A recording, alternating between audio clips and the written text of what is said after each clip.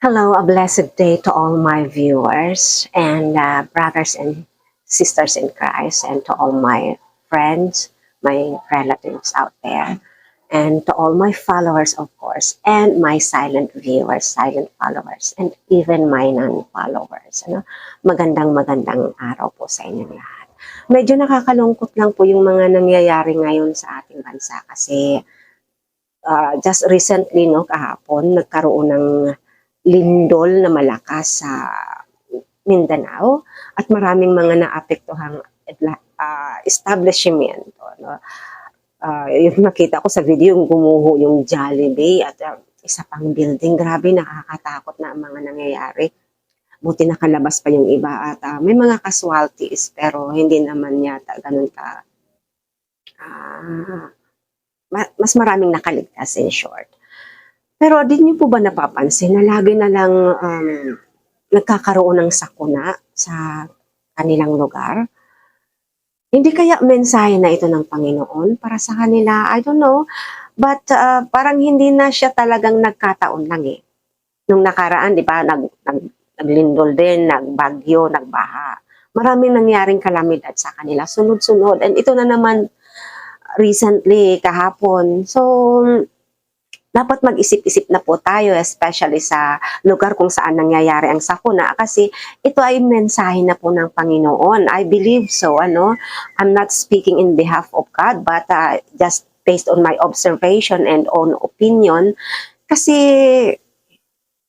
hindi siya random eh. Lagi na lang mayroon sa kanila. So, I believe in my heart that God is telling them something, that they should be wiser now and they should be more aware of what is going on sa kanilang lugar. So, especially, alam niyo po kasi, wag niyo po ako masamain ha. Kasi kadalasan, ang mga sakuna, ang mga kasalanan ng namumuno ay nadadamay ang kanyang mga nasasakupan. So, sa akin lamang po, hindi ko sinabing ganun na exactly, pero yun talaga ang nangyayari ngayon. So, isip-isip na lang po tayo and lumapit tayo kay Lord pagkat ito lamang po ang paraan upang tayo maligtas at magkaroon ng kapayapaan sa buhay. Yung pagiging mabuti, ng mapayapang puso at isipan, bigay ni Lord yan at magkakaroon lamang po tayo niyan kung magkakaroon tayo ng relasyon sa Kanya. Yung relasyon na hindi lang masabing, oh, kilala mo ang Diyos, pero alam niyong may Diyos, pero hindi niyo naman kilala ng lubos. Hindi niyo, kahit hindi lubos, kasi mahirap makilala ng lubos ang Panginoon kasi hindi natin siya ma-describe ng 100%.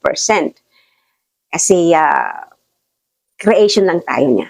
He is our God. He is our Creator. So, who are we para i-describe siya ng kabuuan niya, no? Mahirap describe. God is indescribable. Napaka-amazing ni Lord talaga, no? So, yun lang po ang masasabi ko sa mga nangyayari ngayon na calamity, na magbago na po tayo. Magbalik loob at malikluhod sa Panginoon. Pagkat malapit na ang mundo.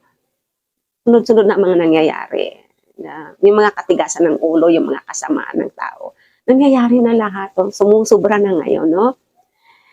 So, anyway,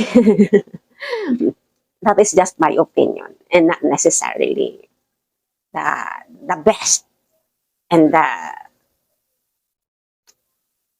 my opinion. Huwag kayong magagalit sa mga nakakarinig na natatamaan ng sinabi ko. So magbago na po tayo. Anyway, ipagpatuloy po natin yung ating Bible reading sa Book of Romans. And this time, pag-uusapan natin ang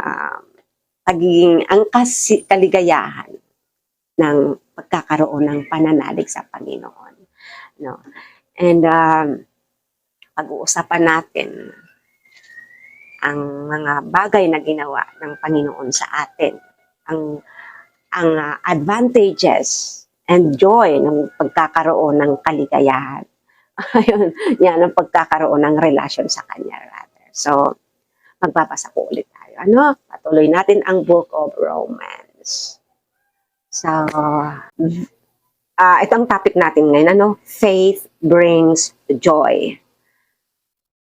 Sabi dito, therefore, since we have been made right in God's sight by faith, we have peace with God because of what Jesus Christ, our Lord, has done for us.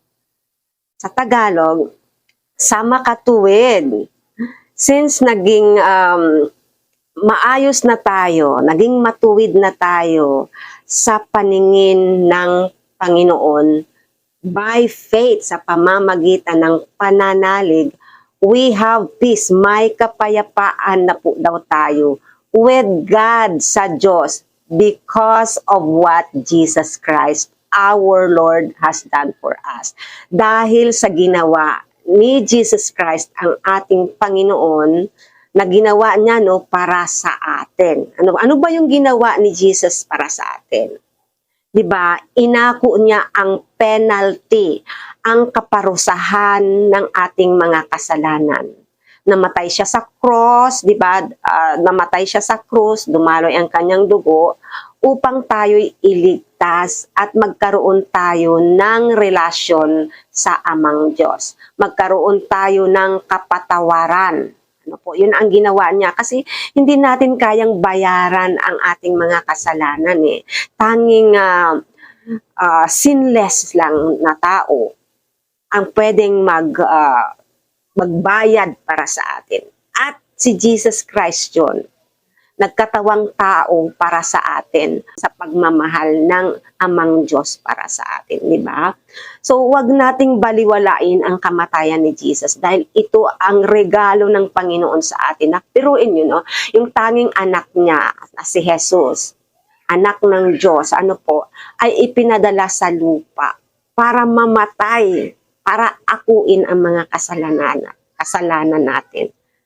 Kung sa atin sarili, tayo mga tao, di ba, hindi natin kayang isipin at tanggapin yun na yung anak natin, iaalay natin para sa iba. Ang hirap isipin nun, pero ang Panginoon, ganun niya tayo minahal, ganun niya tayo kamahal. Kaya huwag nating babaliwalain ang kamatayan ni Jesus sa krus, pagkat ito ang regalo, ng Panginoon sa atin. Ano po? Ito ang topic natin ngayon, Faith brings joy. Sabi dito, therefore, since we have been made right in God's sight by faith,